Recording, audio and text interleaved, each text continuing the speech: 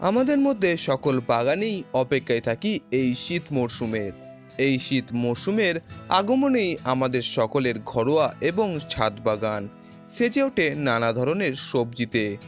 আর এই নভেম্বর মাসের শুরুর দিকই হলো শীতের সবজির চারা তৈরির আদর্শ সময়। তবে অনেকেরই এই চারা তৈরির বিষয়টি বাগান নির্মাণের প্রধান বাধা হয়ে দাঁড়ায়। আমি আমার বাগান গড়ার এই 2 বছরের অভিজ্ঞতা থেকে বলতে পারি, আমাদের এই বাগান গড়ার সব থেকে সহজ বিষয় হলো বীজ থেকে চারা তৈরি। আমার এই অভিজ্ঞতা থেকে আজ জানাবো প্রাথমিক পর্যায়ে আমাদের কোন ভুলের জন্যে বীজ থেকে তো চারা বেরায় না, উল্টে বীজ পচে যায়। এই বীজ রোপণের সব থেকে ভালো মানের মিডিয়া ঠিক কেমন হওয়া দরকার এবং তা প্রস্তুত পদ্ধতি, এছাড়া বীজ রোপণের সঠিক কৌশল কি, যার উপরেই অধিকাংশ চারা জার্মিনেশন হওয়াটা নির্ভর করে। সবশেষে রয়েছে বীজ থেকে চারা রোপণের শতভাগ সফলতার আপডেট। এই বিষয়গুলির ডিটেলে জানতে ভিডিও শেষ পর্যন্ত থাকার অনুরোধ রইল সকলকেই।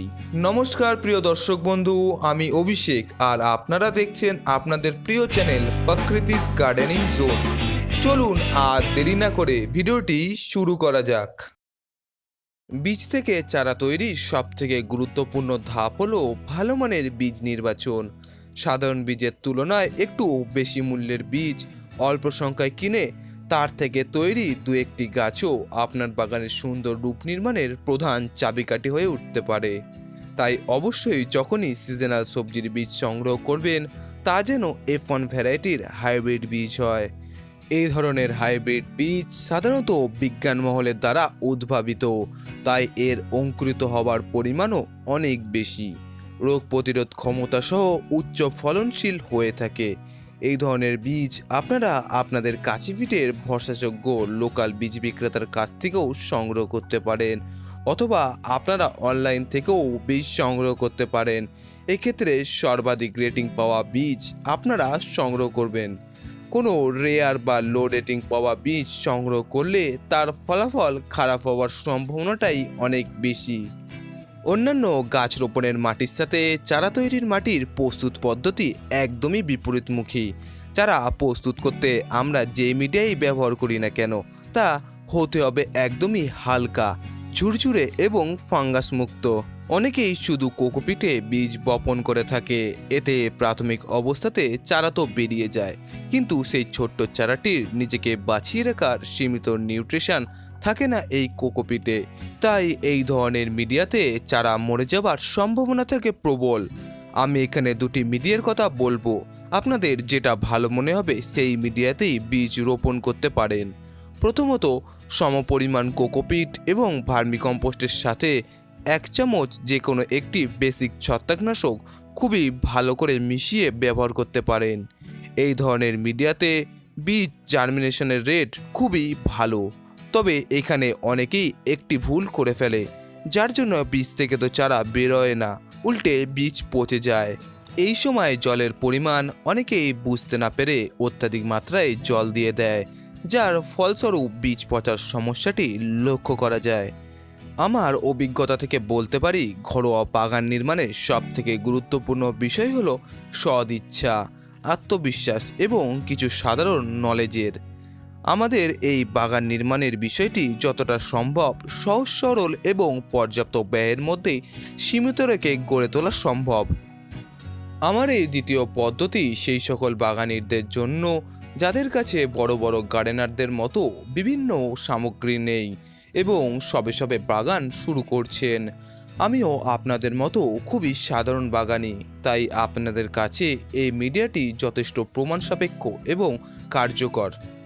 এই মিডিয়াটি প্রস্তুতের জন্য প্রয়োজন 50 ভাগ একদমই মিহি করা বেলে দোআঁশ মাটি। আপনাদের কাছে এই মাটি না থাকলে 30 ভাগ মাটির সাথে 20 ভাগ যে কোনো বালি মিশিয়ে নিতে পারেন। এই মাটি ব্যবহারের আগে অবশ্যই খুবই ভালো করে রোদে শুকিয়ে নিতে হবে। এর ফলে এতে যদি কোনো প্রকার ক্ষতিকারক ব্যাকটেরিয়া থেকে থাকে, তা অনেক অংশেই হ্রাস পাওয়া সম্ভব। এরপর নিতে হবে 50 ভাগ ভার্মিকম্পোস্ট।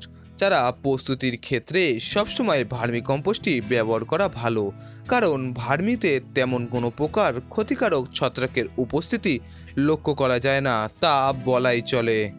অন্যদিকে গোবর সার 1.5 থেকে 2 বছরের পুরনো না হলে এতে অনেক রকমেরই ক্ষতিকারক ফাঙ্গাসের উপস্থিতি থাকতে পারে, যার ফলস্বরূপ বীজ ফাঙ্গাস আক্রান্ত হয়ে পচেও যেতে পারে। এরপর প্রয়োজন সর্বশেষ উপাদান 1 চামচ যে কোনো বেসিক ফাঙ্গিসাইড। এখানে আমি স্যাপ ব্যবহার করছি। এইবার সবকটি উপাদান খুব ভালো করে মিশিয়ে নিতে হবে।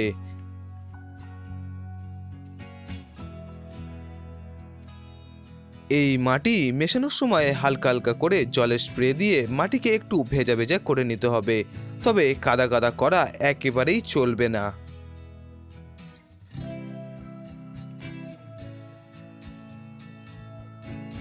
এবার মাটিটা সিডলিং ট্রেতে ভরে নেবার জন্য একেবারেই প্রস্তুত হয়ে এসেছে।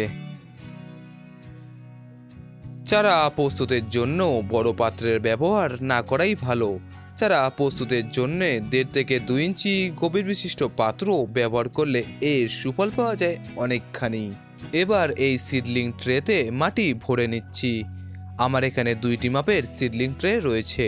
ফুলকপি, ব্রকলি, পাতাকপি, গাজর এই জাতীয় বীজের জন্য 1 ইঞ্চি গভীর বিশিষ্ট ট্রে ব্যবহার করছি, এবং এর থেকে বড় বীজের জন্যে যেমন লঙ্কা, ক্যাপসিকাম, টমেটো, বেগুন এই জাতীয় গাছের জন্যে 1.5 ইঞ্চি গভীর বিশিষ্ট এই ট্রেটি ব্যবহার করছি।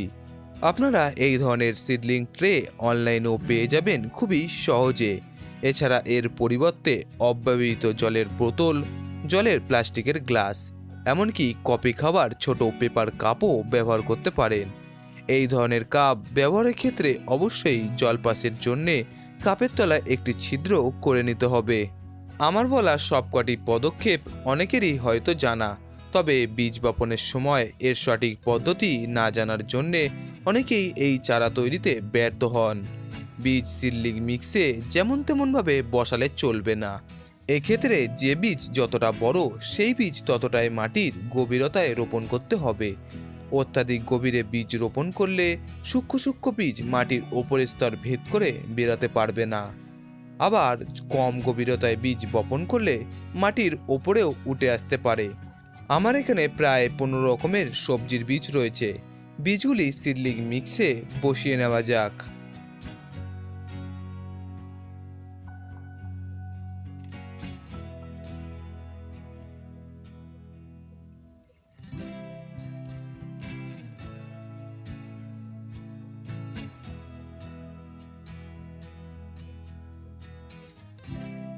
বীজ ছড়ানো হয়ে এলে সামান্য পরিমাণে মাটি দিয়ে বীজগুলিকে ঢেকে দিতে হবে।